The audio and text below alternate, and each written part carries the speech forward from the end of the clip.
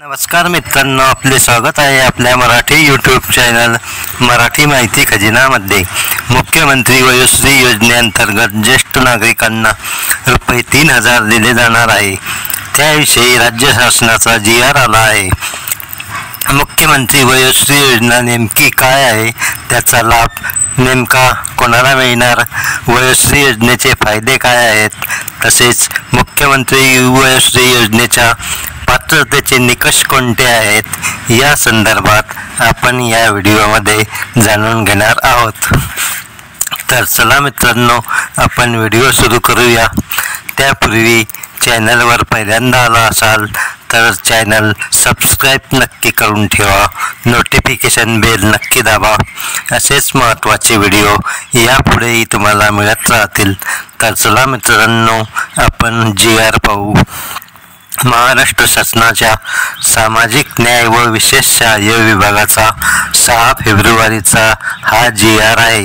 यातील थोडक्यात व महत्त्वपूर्ण माहितीचा आढावा आपण या व्हिडिओमध्ये घेणार आहोत। तर मित्रांनो पहा, यात शासन निर्णय काय दिलेला आहे।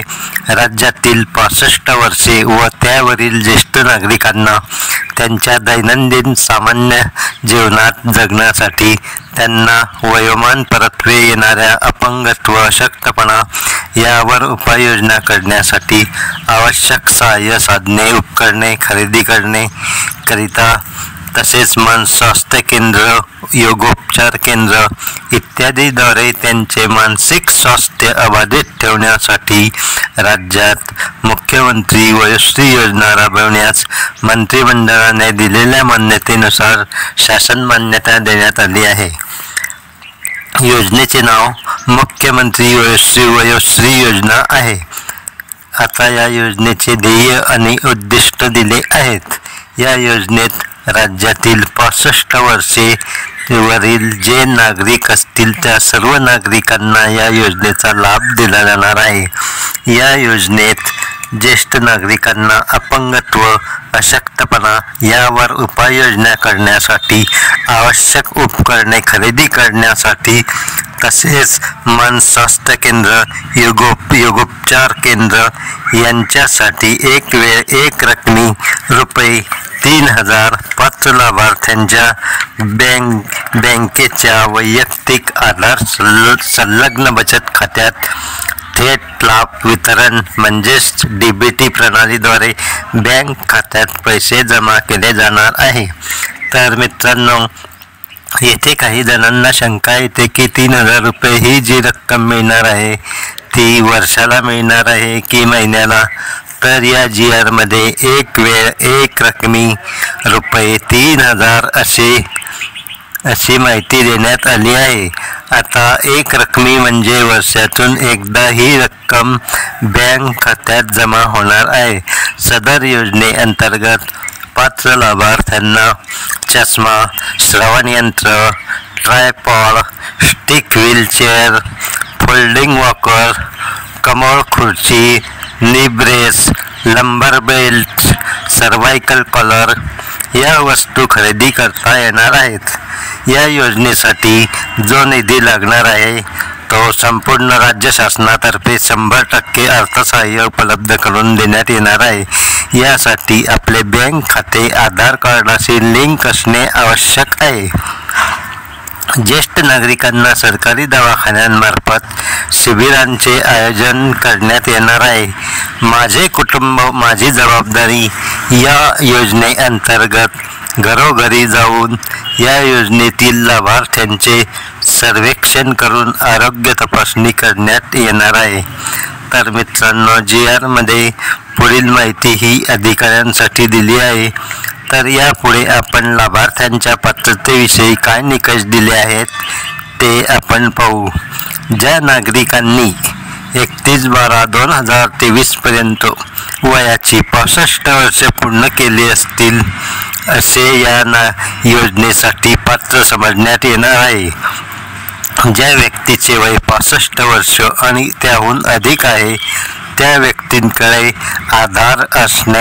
आधार कार्ड असणे आवश्यक आहे किंवा आधार कार्डासाठी अर्ज केलेला असावा आणि आधार नोंदणीची पावती त्यांच्याजवळ असणे आवश्यक आहे।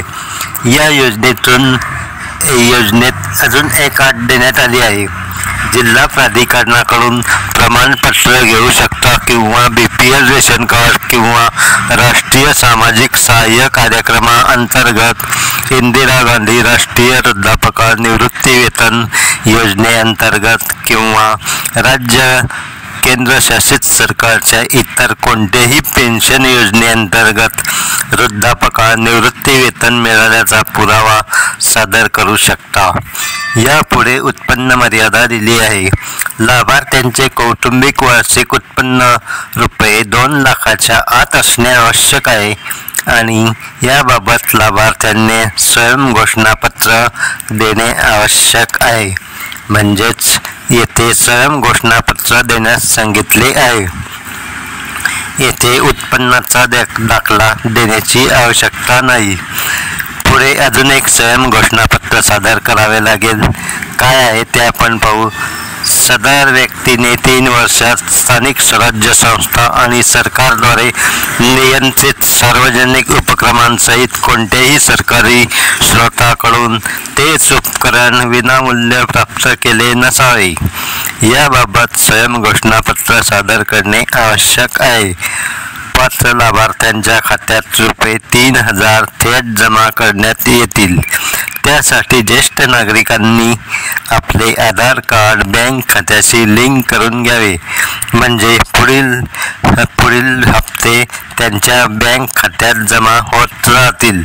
निवड केलेल्या जिल्ह्यात लाभार्थ्यांच्या संख्येपैकी 30% जागा महिलांसाठी असतील आणि 70% जागा या पुरुषांसाठी असतील.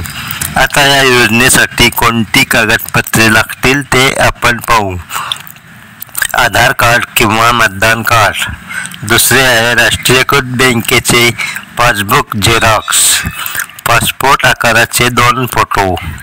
स्वयं घोषणापत्र द्यावे लागेल आणि शासनाने ओळख पटविण्यासाठी विहित केलेले अन्य कागदपत्रे. तर अशा प्रकारे मित्रांनो, ज्येष्ठ नागरिकांसाठी केंद्र व राज्य शासनाकडून ही एक चांगली योजना सुरू करण्यात आली आहे. तर मित्रांनो, ही एक महत्त्वपूर्ण योजना आहे. ज्येष्ठ नागरिकांपर्यंत ही माहिती अवश्य पोहोचवा. हा व्हिडिओ जर तुम्हाला माहितीपूर्ण वाटला असेल तर व्हिडिओला लाईक करा, जास्तीत जास्त शेअर करा, चॅनलला सबस्क्राईब करून ठेवा, नोटिफिकेशन बेल नक्की दाबा. असेच महत्त्वपूर्ण व्हिडिओ यापुढेही तुम्हाला मिळत राहतील. धन्यवाद. जय